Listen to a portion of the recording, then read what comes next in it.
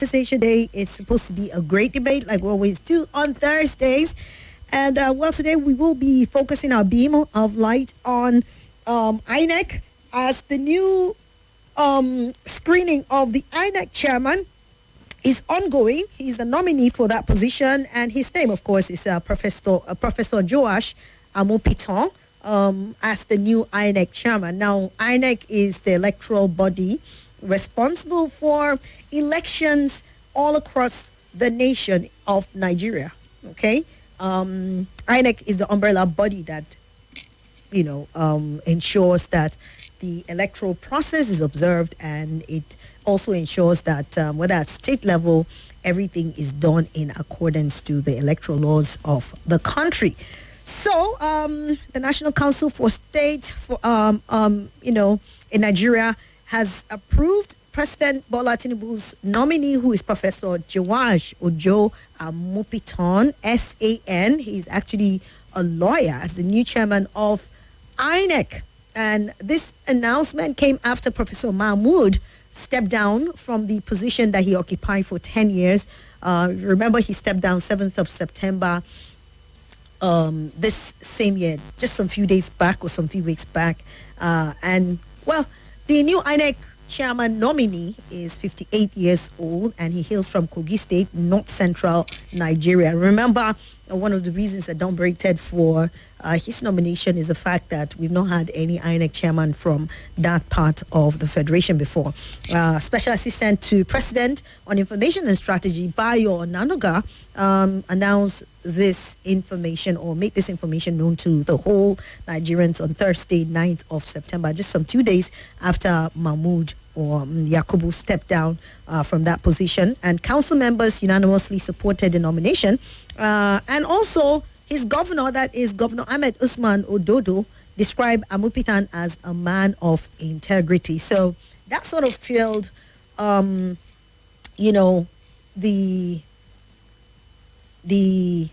nomination, and also the, what do you call it now? The process that is ongoing right now, talking about the screening of Amupitan as INEC chairman. Just a bit about this new chairman, right?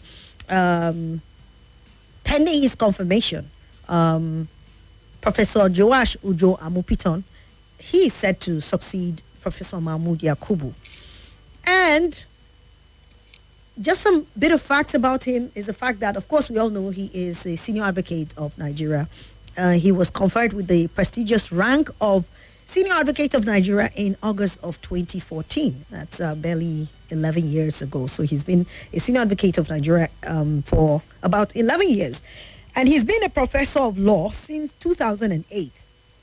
Okay, he joined the services of the University of Jos in 1989 as an assistant lecturer and rose through the academic ranks to attain the position of a reader in 2003 and professor of law in 2008. So he's been there, done that in terms of the academic circles and also in law practice to have attained a senior advocate position. And he has supervised numerous postgraduate students and received the Teslim Elias Award for meritorious service in 2014. He was also the Deputy Vice Chancellor of the University of Jos at some point in time, that is from October 25, 2022, at the University of Jos, and he previously held several leadership roles, including Dean of the Faculty of Law. He has been Chairman, Committee of Deans and Directors from 2012 to 2014, and Head of Department of Public Law from 2006 to 2008. He was born in 1967, April 1967. He hails from Ayetoro Gwede in Ijumu local government area of Kogi State, North Central Nigeria. And it was said that he was the best graduating student during his undergraduate years at the University of Jos. Okay, he graduated top of his class in 1987, winning several awards, and he also won the Richard Akinjide Prize at the University of Jos Chancellor's Prize. So he was a bright and brilliant student, of course, during his own time. So his rise to become a professor and son, I'm sure, did not come as a surprise to people who have always known him as someone who was quite brilliant and doing a whole lot, as an undergraduate to where he is. And it's also said that he earned his LLB honors at the University of Jos.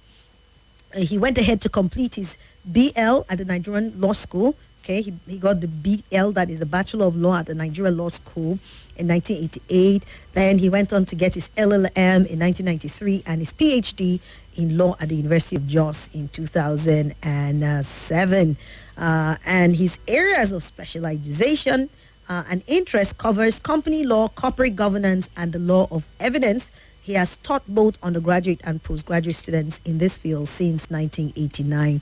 And that's it. So this is the nominee we have, and the screening is ongoing. I don't know how many of you are following up on the screening of Amu Piton to observe the strengths, weaknesses of that screening process. I mean, because with what we've had to treat concerning some of the appointed or nominated national officers or public officials at different levels, we've had to question a lot of them that are in several positions, especially with some of the ministers. You know, people have had to question how a serving minister would also be a serving NYSC member, you remember? And people question, okay, so what was the screening all about? And then the discrepancies in terms of certificates that even led to the resignation of recently, the Minister of Innovation, Science and Technology, Uche Naji, is also one thing. People have asked, what exactly is it that we screen these people for? Do we have an in-depth process, or we just do it by way of formality? Remember at some point in time during the Buhari administration where it was said that, hey, this guy should just come and bow and go. But then is that really a thing? Should that be a thing? Should there be thorough grilling like we saw, when this administration came on board?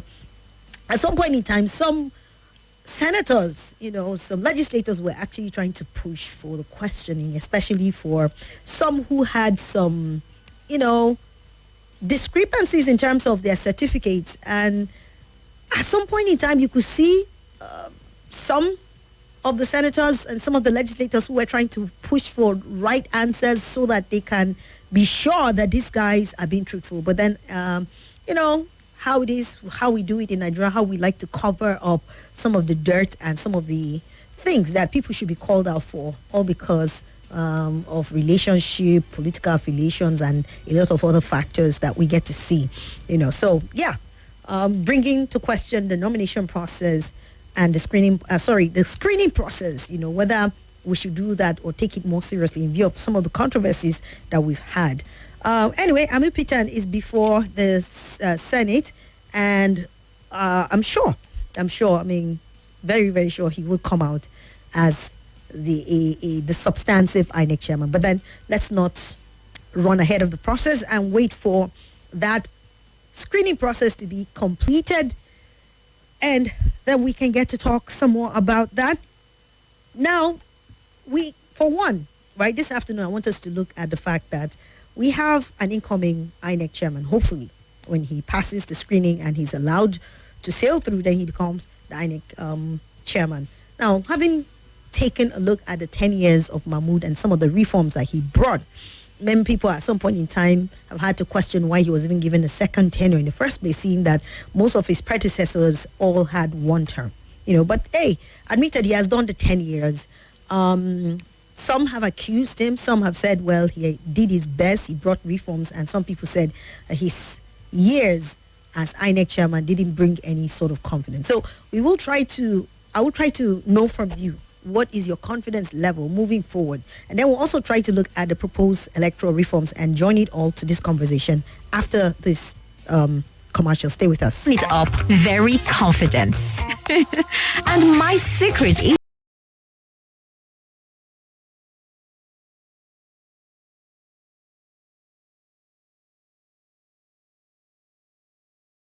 Nigeria.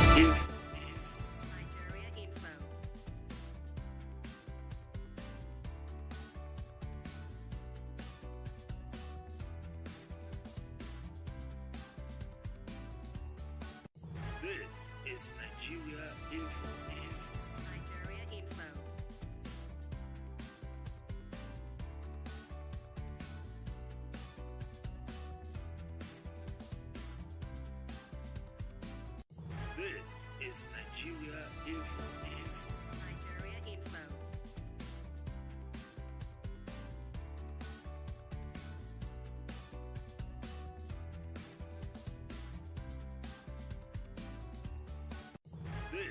is Nigeria Info. Nigeria Info.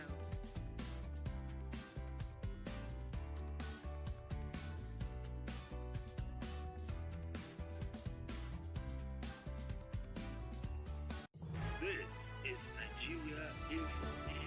Nigeria Info.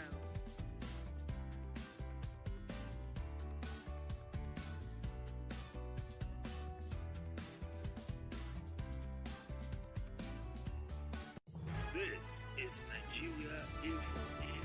Nigeria Info. All right. Yes. Welcome back. Haven't taken a look at Professor Joash Amupiton's credentials or some of the facts, major things you need to know about him as hopefully the substantive INEC chairman after the screening. That's one person now. I mean, when you look at his pedigree and his antecedents, you know that he is well grounded as an academician and also in his law practice.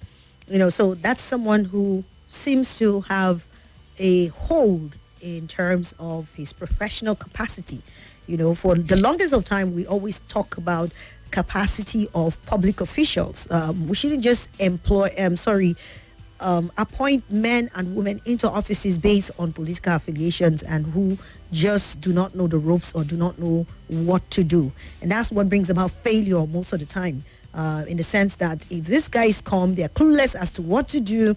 All they concentrate is on probably looting and miscalculated policies that would bring about more disasters than fruitful results at the end of the day. So I don't know if we're establishing that Professor Amupitan, being a grounded professor in law, a senior advocate of Nigeria, and so on and so forth, and also rising or finding his way to the very top echelon in his profession as an academician to the position of the deputy vice chancellor, puts him in the right stead to take on this position. I mean, most of the time, INEC during election years, you get to see INEC collaborating with professors, academicians, most especially the professors, who would serve at state level as electoral, officers and all of that, to ensure that everything goes smoothly. So I think INEC finds it quite appealing to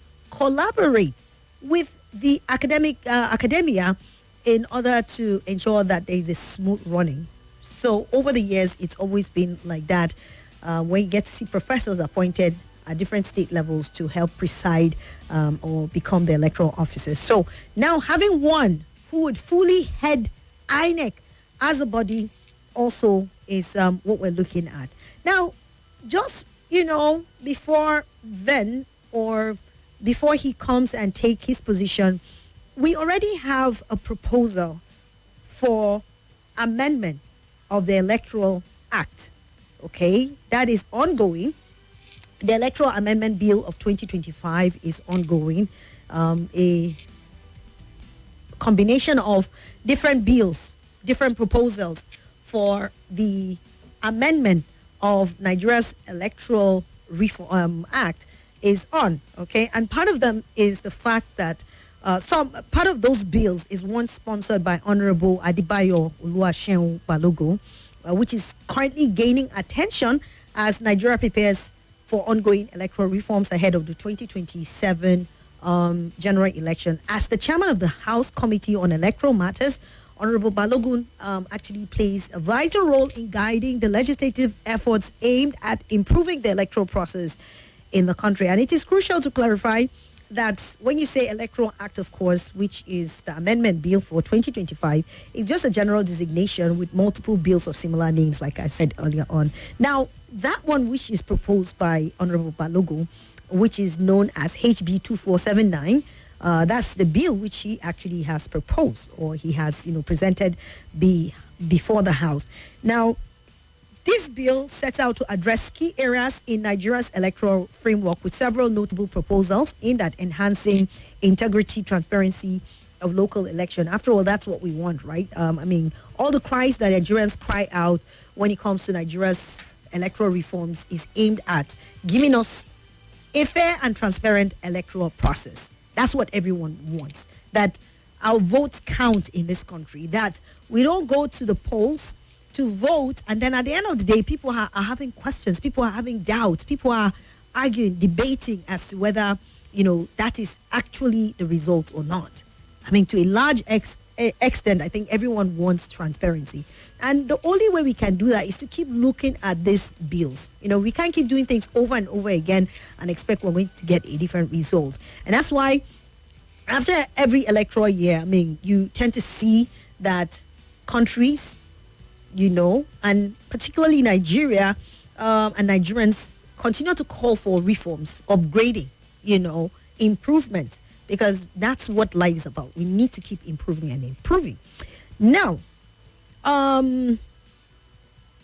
let's look at what this proposed bill sets out to do. Like I said, it's aimed at addressing key areas in Nigeria's electoral framework, with several notable proposals aimed at enhancing the integrity and transparency of elections. One of the primary objectives of the amendment is the establishment of local government election tribunals, right? For the longest of time, our electoral tribunals always starts, at the high courts, and then it moves on to appeal court, and then it now moves to the Supreme Court, and that's where it ends, especially for the presidential election. It moves up to the Supreme Court. Some terminate at the appeal court, and so on and so forth. So one of the proposals here is for a local government election tribunal, and this aims to amend constitution to create specialized tribunals that will handle election petitions concerning offices of chairman, vice chairman, councillors at the local government. So they should also have their local government election tribunals. That's one of the proposals that is being, one of the proposals for amendment, especially, looking at the fact that a constitutional amendment also has to be effected to include this, right?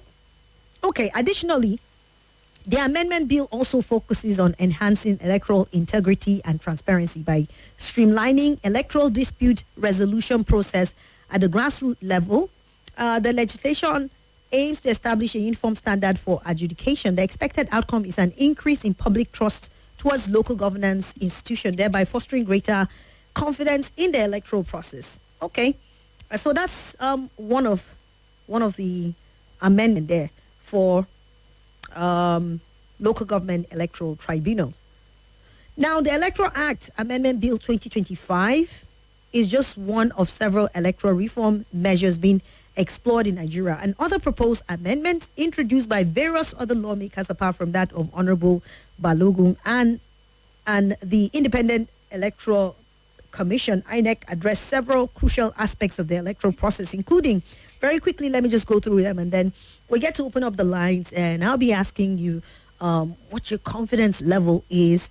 Number one, not just with the new INEC chairman, what your expectations are, but then also with some of these proposals, this proposed amendment into the electoral bill, and how it would affect Nigeria's electoral process if they are adopted and now become a part of the Electoral Act. So, number one is implementation. Apart from the local government electoral tribunal that is being proposed, so that it will take care of chairman, vice chairman, and other grassroots politicians, you also have the implementation of early voting provision for essential service providers and specific groups to facilitate greater electoral participation. Let me repeat that. Implementation of early voting provisions for essential service providers and specific groups to facilitate greater electoral participation. So you know that most times during electoral years, most essential workers, people like me, people like doctors, people like policemen, who provide some of these essential services, most of the time they don't get to. Now, in the U.S., if you follow the electoral system, you get to find out that there is a provision for some people to vote early based on the fact that maybe they might not be chance, some peculiar kind of people. So that's what one of the proposals now, that some of these essential workers, as much as they might not be able to vote on election day, why don't you make provisions for them to also do their own voting in time, so that, greater participation? Because I know that one of the things in Nigeria that we complain election year in and year out is the voter apathy, right? Apart from the fact that people are afraid of electoral violence and all the attendant issues that we have during election years and days, apathy is one of them, and essential workers do not avoid elections deliberately. It's because they have to work. So early voting provision for essential service providers, that's one. Then also creation of an electoral offences commission and a political party regulatory agency to monitor electoral conduct and manage political party activities. So this is not the first time that this is coming. You remember this electoral offences commission was at some point in time also proposed to help in order to take care of all the offences, crimes that come up during electoral year, like electoral violence, like rigging, or ballot box snatching, or whatever it is that is recognized as an electoral offense, that we need to come up with a commission, and then also political party regulatory agency to monitor electoral conduct, and then manage political party activities, because we know we have excesses too when it comes to political parties. So that is one other provision or one other proposal. Then also you have revisions related to election timelines and the transmission of results for improved efficiency and transparency. Okay, so we need to revise according to this amendment related to election timelines. What are the timelines for election? I mean, various timelines. Some people say, why don't we just have all the elections at once? Why do we have to give 1 week in between or some days in between, and so on and so forth? And all of that, so we need to review those timelines. I don't know how many of you also believe that we need to do it all at once, or the spaces or the time is okay and all of that, but that is one of the amendment there. Then also there is the proposed amendment of allocation of special seats for women, youths, and persons with disabilities in a bid to enhance representation in governance. And also, this is not the first time that this is coming. And I think at some point in time, that provision was made or implemented. But they are pushing for greater attention to be paid, because people with disability, okay, they are part of a vital and integral part of the community. They cannot be disenfranchised because of disability, which everyone alive doesn't even know whether they will get to that point. Because God forbid anything happens, you also have to start managing a sort of disability. So the attention has to be paid. You also talk about women, especially pregnant women who are incapacitated for the reason of being pregnant, and it comes with its own, fatigue and so many things. So that also has to be paid special attention for that. And then youth and all. So every class of persons in society needs to be adequately represented in governance and voting, and then also, the 35% affirmation that women have been pushing for, because when you look at it, in fact, if anything, the number of women representatives seems to be deteriorating over time. The percentage is so low, it's so abysmal and very embarrassing, especially for our country, in an age where many countries more than ever before are having women leadership, whether as prime ministers, as presidents. The numbers are increasing, even within the African region, but in Nigeria, it seems to be thinning out. A lot of factors are being attributed to that, poverty and socio-cultural factors, but we need to look at that and review it so that everyone is given an equal representation in governance, and also during election times. Youth participation in governance is very key, and then people living with disabilities or persons with disabilities and all of that. So these are some of the proposed amendments for the Electoral Amendment Bill 2025. So with the coming in of Amu Pitan, what's your confidence level? What do you also think about these proposals that are being pushed for to be in our Electoral Act moving further? What more do you want to see, right? So I would love to hear your own take this afternoon as you call me up on 0700 951 0000 and 08095974869. 08099930137. Let's start this conversation. Hello. Hello. Welcome. Thank you. My name is Godfrey. All right, listening. Unfortunately, I'm not carried away by the CV of the new INEC chairman or the so-called reforms that they are proposing. I am more interested in honesty, integrity. You've heard recently or today that PDP claimed that they, PDP, did not win election in Enugu State. That is Labour Party that won, not they themselves, just because their governor defected. Who says so? So that's what PDP said. Go and check the name today. Go and check. They said Peter Mba did not win. That is Labour Party that even won. Yeah, I mean, I just wanted to clarify. I saw that news and all. I just wanted to clarify what you were saying. So why I'm saying it is to show you the way our country is. They know the truth all along. So this man, with all the things the previous INEC chairman promised us, and we were excited, at the end of the day, it turned to be rubbish.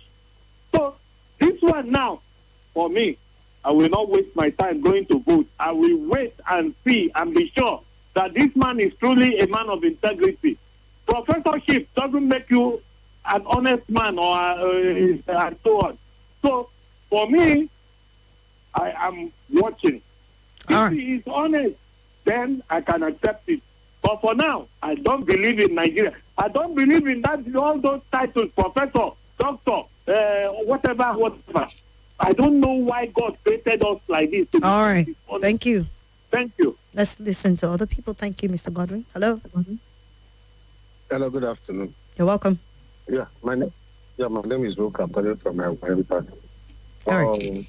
I think the aspect of security, immigration, prisons, all those people that are participating in election, including journalists. But the idea of, I love that one, for them to be voting. But the early voting thing, I don't trust Nigerians because it could be sent and people will manipulate it. So what they should have done is, I think a week or 2 weeks before that, they should be able, all officers that participate in the election should be able to know the zone they are going to. Because definitely that beavers cannot carry, because the way it's done is that they look at the polling booth and load the names that participate in that polling booth. It doesn't carry the whole website of the whole country. So you now, if they are going to the southeast, it can contain the whole of the southeast person or southwest. So wherever you find yourself supervising, if your name could be googled there through that device, at least to reduce the quantity of load the device carries. And then you'll be able to vote, or even reduce it to zonally. If you're going to Abuja now, maybe you're in Amak, your name could be loaded in the zonal one. So anywhere you find your name with your BVN, to be able to vote, or with your voter's card, to be able to vote. Do you understand what I'm saying? Not loading your name in a particular booth. Because what they do is that they load on those names that participated, that are registered in that booth, that polling booth. So that's where that's why you go there with your voter's card. You can't find your name. But if they can now load it within your posted on the AMAC, they load it in every AMAC so that each beavers has will contain the names of people in every AMAC region. So anywhere you find yourself participating as an officer, you vote there that day. But that early voting, my dear, America can do it and it works. I can't trust Nigerians. All right. Because that early voting, 100,000, it can turn to 1 million. I'm telling you, that's Nigeria for you. All right. I hope Thank you you. understand. Yeah. Thank you. Thank you too. Right. Yep. Interesting perspective there. Good afternoon. Away. All election-related litigation should be concluded before swearing in. This will give all contending parties a fair playing ground and save the country the cost of having two swearing-in ceremony. Alfred from Asukuru says that. The commendation of Professor Mahmoud Yakubu, the governor, is tantamount. Who commended Yakubu Mahmoud? I'm talking about the new nominee, Professor Amupiton, not Professor Yakubu.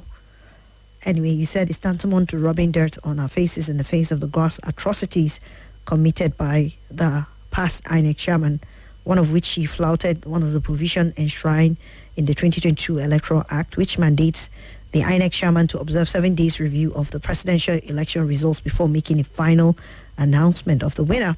Finally, I was listening to your introduction on the new INEC chairman credentials and antecedent, but I didn't hear you mention the part where he rendered services to the current president during the contestation of his presidential election win, which by virtue of that action has already compromised his eligibility and also added to the list of the president's aberrations to hold on to power at all costs, even if it has to run contrary with the law. Are we not? Okay. Thank you, Mr. Nime. Choice of words. I'm sure you know that already. You are an established listener, so let's not use some words. But thank you. You said, will this new incoming INEC chairman not flout the same clause in the Electoral Act without facing any consequences? OKJ said, Airtel that cannot provide quality communication services to its subscribers are embarking on financial technology services ID. Okay, this is not for me, I guess. 0700 951 0000 and 08095974869. WhatsApp is 08099930137. That is, or those are the numbers to call as we look at the incoming INEC chairman or INEC chairman nominee, his screening, his antecedents or his qualification and all, and then trying to marry that alongside some of the proposed Electoral Act Amendment Bill 2025. A lot of public hearings have been done, and I'm sure will still be done with regards to how to amend Nigeria's electoral law in order to give us a more transparent election and electoral process. Hello, good afternoon. Hello, good morning. Good afternoon. Good afternoon. Welcome. Yeah, my name is Jamilu Taku. Okay, Jamilu, welcome. Go ahead. Thank you very much. When you look at what is happening, if you look at carefully the credential of the new INEC chairman, those people who are pointing fingers on the INEC certificate, they have a reason to do that. So you can never say never. But if he is sure of what he's presenting and he can defend it, it's very good for him. Because no matter what, in Nigeria, there are some people that will come against what you want to do, most especially if it is political appointment. And when you look at elderly people and those people in their affairs from 40, 50, 60, when you check their credential and certificate, there are a lot of questionable issues. When you look, even spelling of names, the school you attend, the primary and the secondary and the university, most of them are not rhyming. It's only the Gen Zs that you will see their certificate will go smoothly. Even them, they end up having issue with their Cotonou University, those who belong abroad. So when you come to issue of certificate, it's just like what Indume said to Shehu. Even him that is interviewing the Indume, how is he going to be sure that certificate has no questionable issues? So that is that for certificate. And then for electoral reform, honestly, when you look at it, it's good to reform the system. But there are some things that you know that definitely they are dead on arrival. No, they cannot change them. Like what? Because the moment they, like transmission of result, Okay. I don't think they will allow that to go through. So you don't think there can even be an upgrade or, a change and reversal to something else different? But when you look at the way we find ourselves, where is the service? Where are our data? Because when there are some places that no matter how you want to transmit, there is no even means of transmission. There are some remote villages that is no light, no service, no road. How can you transmit from there? No matter how you want to do, you have to do manual before you get the transmission. And in the process of doing that manual, anything can happen. So you get my point? Mm. So you see, but you have to one step at a time. No matter how you want to do it. So people that are saying transmit, they don't know that there are a lot of things before you reach the end of that transmitting. There are some places that you have to use canoe for you to even take the election materials. No network, no service. I myself, I went to some remote villages. There is no any sign of network or any sign of energy in that area. You that even you take the election material, you have to do 2 days. Sometimes you have to even drop your car. So having known that we possess all these problems on ground, that's what I'm saying. Isn't there a chance for reversal so that we can use the most effective system that we have, pending when we're able to upgrade to a time where network issues or whatever it is not a problem, whether in the rural areas or urban areas? I mean, if that's a problem, then why are we pushing for it when we don't have the capacity? Yeah, well, that is exactly what I'm saying. And secondly, if they really want it to work, let us use it as an ATM. Like this our ATM card now. In anywhere in Nigeria, you can select your ATM and you will draw money and you will still go to direct to your account. Sure, you understand? Yeah, I get you. Why don't you upgrade the voters card to have a data system that anywhere you are, once you select your card, you will now vote and go freely like the way they do it now. If you want to copy what in America do, why don't you copy the right thing? All right, Jamilu. You only copy the wrong thing. Thank you, Jamilu. Yeah, thank you very much. Okay, appreciate it. Hello? Good afternoon, Excellency Barrister Swat. You're welcome. Thank you. I remember on the stuff of Bakar Ali Ketin. I'm calling from PW Kubwa. Okay. Wonderful reforms if they will be carried out. Honestly, we need more representation from the people living with disability, the youth, and of course the women. And I can assure you that the governor of Kano State, I think, is the one leading in that aspect of youth and women. Most of his appointees are below the age of 40. I'm telling you this. With regards to look, you see, Barrister Swat, every democratic process or system will continue to evolve. You can never have it 100%. And the issue of the beaver is built, or let me say configured, such that you don't even need a network before you transmit. It's just like your WhatsApp. If you send a message on WhatsApp, for example, where there is no service, the message will hang. Immediately network comes, it transmits, right? Yep. So the beaver is configured in such a manner. And it's not, there's a way they do it that even if you send and you sit down and send another one, they will know that the result is manipulated. So they know what they did there. It doesn't matter the remotest part of the long. In as much as they sent it, immediately you get to where there is network, it will trans. You see, one of the problems we're having, Barrister Swat, is this. I like to give an example so that I'll be clear. INEC chairman is the head, right? Yeah. So whatever his guys does is people does on the field, he would take the credit and take the blame, isn't it? Yes. So however good a boss is, believe you me, it will depend on the integrity and reliability of his team. And that is one of the problems we're facing in this country. However good you are, one bad egg somewhere will just rubbish you. Indeed. There is no way, Ma? I said indeed. So, however good and genuine the intention of the INEC chairman is, will it be with all his staff across the 180-something thousand polling units across the country? Okay, can you so pause so that we'll just take a quick commercial, then you can round up? Or will you call back? Right, all right, thank you.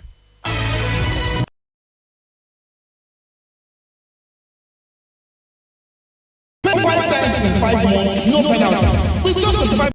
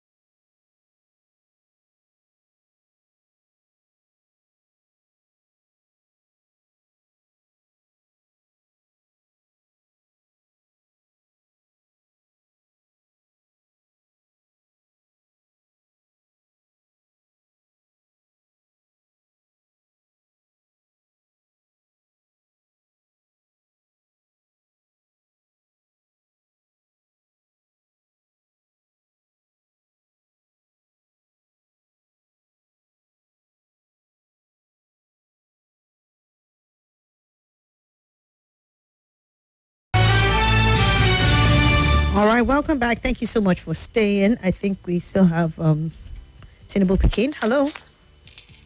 Yes, thank you very much once again, Barrister. So let me quickly complete my thought of Karali Eke Tinubu Pekin. Okay. As bad as the system is, Barrister Swat, there are Nigerians who can lay their lives to get it right. So always give people the benefit of the doubt that this one may be better.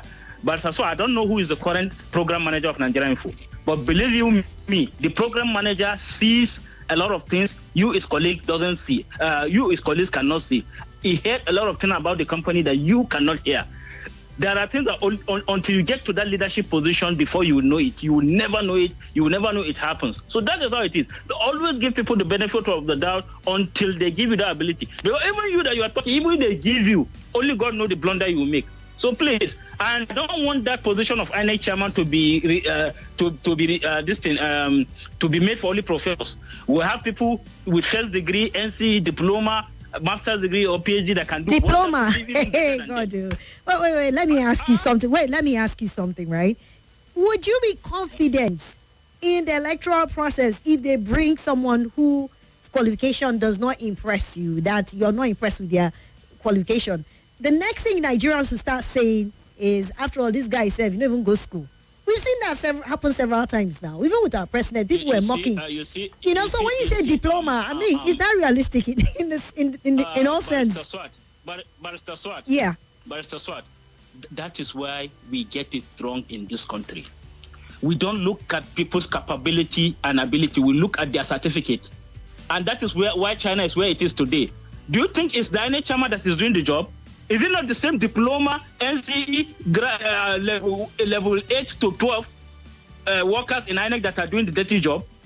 The deputy director and director, is it not just to approve, not approve, amend here, do this? Is it not their job? The bulk of those who are doing the job are from level 6 to level 12. Go and ask everybody. But then you need someone in leadership position that would inspire, and influence, because if someone doesn't have that capacity, how would you influence? Somebody would buy his diploma in 1980 and is still in service today. Are you telling me he doesn't have enough experience in INEC to hold it? All right, if you say so. You them to say whether they can do it or they cannot do it. I mean, it's the same thing as saying you're a professor in practice. You are a barrister today. If they nominate you as Attorney General and Minister of Justice, tomorrow they will say you are not worth it. My brother. You form a handle. No, I'm not falling your hands. I'm questioning the things you are saying because we've seen these things too many times in Nigeria. Well, if he gives secondary and if he's capable, if they interview him. Are you kidding me? No, I don't even want to. I want to believe that you are saying that thing. I don't want to believe that. Tinubu Pekin, you did not say that. Okay. All right. Thank you so much. Can you imagine? Even a secondarian. It's the same group of people who are calling for these sort of things now that will come after the juggler and say, after all, you did not even go to school. F9 governor. Waiting. Oh, come on now. I know, right? In practice, maybe if you want to join a company, you want to work for a certain company. I think the thing that is happening right now, the age and era which we're getting into, emphasizes less on certification and more on skill, capacity, and what you're able to bring to the table, what you're able to demonstrate, right? But in public spaces, have we even gotten to that place where we're comfortable enough to say, hey, it doesn't matter where you have how can you, there are technicalities that come with some of these areas. And then you say it doesn't matter what your certification is, seriously? Anyway, I have questions with that. I honestly do have questions with that. It's safe if I own a company and you come and you show that, you show me workings. I'll be impressed. I'll employ you. Over one who has a first class certificate and may not be able to do or perform, I would give preference. And that's what many employers in this age and time are doing. But for public things. Anyways, that will be a debate for another day. Hello. Thank you, Ibn Ali. Thank you. Hello. Hi, good afternoon. Good afternoon to you. Tell me your name. My name is Edwin. What? Edwin. Okay, Edwin.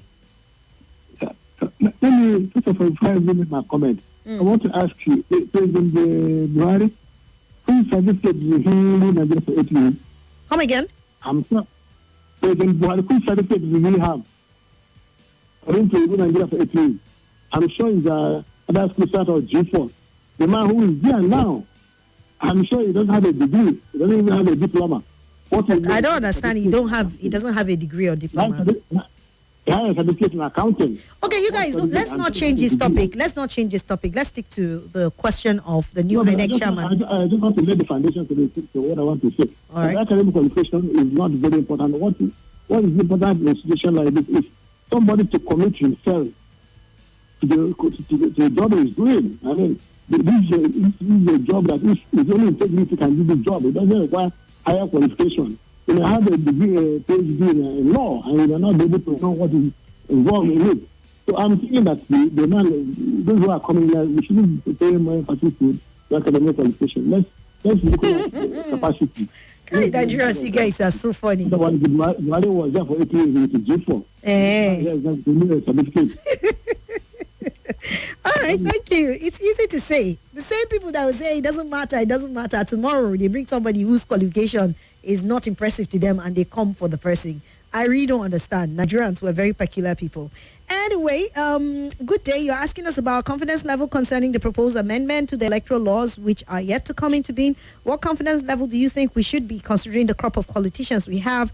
They will think out the document however possible it appears, maybe to water it down to their taste so that their interests will be protected. The documents are just proposal. By the time it will be ready, maybe some aspect of it may not go down well with Mr. President and maybe consequently decline his assent, and the money and time spent for it will be a waste. So for me, until the proposal is turned into an electoral law and its entirety appeals to the conscience of Nigerians, then my confidence level will be elevated. Thanks and God bless, says James Ahua from Dutse. Okay, good afternoon, Swat. I trust you are doing great. Mubarak from Kubwa. I'm doing fine, Mubarak. Thank you. He said, I agree with Tinubu Peking. He said it all 100%. Thank you. Swat, my sister, we know why some persons, especially APC politicians, will not want to adopt the electronic transmission of polling results because that's the pivot of their rigging machinery, allegedly, where coalition centers are mere, you call it rigging centers, in quotes. Finally, going by my analysis of the electioneering process, the establishment of over 185,000 polling units across the country is purely an intent to use most of these polling units to rig election in favor of parties who don't have adequate polling agents to man these units. That's Neme's own position. Good afternoon, presenter. All electoral litigation be concluded before handing and taking over offices, says Simon. I think a lot of people are proposing this, but so far, though, I've not seen any proposal to this effect. All right, someone sent a voice note. Yeah, good afternoon, Swat. My name is Richard. See, I totally agree with what Abubakar from Kubwa said. The issue we have in this country is that we value certificates more than experience. See, we value certificates more than certificates. That's why people are actually going out there to forge certificates. Because once you have it, they don't question you. Once you have it, they assume you have the experience. See, let me tell you, the last INEC press chairman, Mahmoud, even though they call him professor, but I'm telling you truth, a secondarian can do that job like this. Because I didn't say anything that guy is doing, they have done. In fact, he's a professor, yet he doesn't even know his left from his right. What has he done that makes him special? I don't know why they're putting professors, the same people that a secondarian or someone that have a diploma that is running for Senate or House of Reps. We use them to rig the election for them. I don't know errand boys of all these politicians. So there's nothing special about all those considerations. Nothing. Okay, thank you so much for your contribution. Hello. Hello, Radio Rama. Good afternoon. Good afternoon, ma. Right. Great all the callers and listeners. Okay. Not to call from Niger State, choose someone to pick up before the masses. And Radio Rama, just say time. I don't when we call you doctor, you say no. We call Auntie Kimberly, want you to doctor, you say no. Just of research, of just some of our degrees, you understand? But the way you people do this, I'm telling you, you are more than professors. You understand? We have technical glitch in WAEC and the rest of them in our election up to today with the professors and doctors. Have they discovered what is wrong those days? No. Any country that wants to develop, you must go back to your mistake and correct your error. Even now they're saying that the prisoners are going to vote, the essential workers are going to vote. How are they ready? You understand? We that have been voting since 1999, you understand? What is the result? How did you manage us? I'm telling you, Adeyorama, in some certain places, Miagwa and the rest of them will go to the INEC officers there and say, give me ballot paper. In the presence of the police. And they will do nothing. What are we not saying? If you do this thing as ATM, you can vote anywhere. And if you transfer results, the time that you transfer that result, the time will be there. The time that the result the time that the result upload, the time will be there. The whole INEC chairman will sign after the election. You understand? Then upload the result. When the result gets to that place, even though no later, the time will never change. The time remain the same. All right. What they are doing, they say they don't want to give us the best. Thank you and God bless Nigeria. Thank you, Mr. Donatus. Hello, Swat. Good afternoon. Why does the president have to be the one appointing INEC chairman? Isn't INEC independent? Marcus from Galadima is asking this question. Well, I don't know. It's also one thing that you would expect. We'll find a change pretty soon, maybe in the constitutional amendment in terms of the president's powers to appoint some key officers, especially in the judiciary and INEC. Nigerians have often talked about this, but that's a topic for another day, though. Hello, good afternoon. Sorry about that. Right, this voice note here, quickly we'll play that, and we have a commercial for 2:13. Hello, Swat Wanyama. Good afternoon, ma. This is Mazi Destiny Anthony. Welcome. Tinubu Pikin has a point, but the problem I have with Nigerians is that we will say that, oh, it's okay, even if the person is not a PhD holder, is not a first degree holder, is not a master's degree holder, oh, he's okay, put him there. But the same Nigerians, once the person, whatever, does something, or maybe let's just say there's an election and their own person doesn't win, the same people who say it doesn't matter will start complaining. Hey, you should have given us a professor. You should have given us a PhD holder. So here, it's really not about the person in question, but it's all about them. No, listen, most of those who supported Buhari, even with the certificate scandal, those who supported, they say it doesn't matter. After all, he's not a general. But we are saying, no, yeah, we know he is a general, but can we have an evidence that he actually went to primary school, went to secondary school? They said no. And you find out that most of those who complained about Buhari's certificate issue were those who didn't support him. So here, putting an INEC chairman who is a secondarian, we are going to support him for as long as he brings in policies that will make, if I'm supporting APC win or if it's PDP, let PDP win. But as long as my party is not winning, that's when you start complaining. That's when you start seeing drama. Thank you, Mazi Destiny Anthony. All right, thank you, Mazi Destiny. We yet have another one here. Quickly, let's do so. We have to pause for commercial very soon. Good afternoon, Swat. Dunam is calling you from Nasarawa. Swat, I understand your expression, your explanation, about qualification and those who are to run their affairs of a critical office like that of the INEC. But what I want you to understand is, Swat, if a governor, what is the qualification for a governor for a person to be elected a governor in a state? What is the qualification for a president to be elected?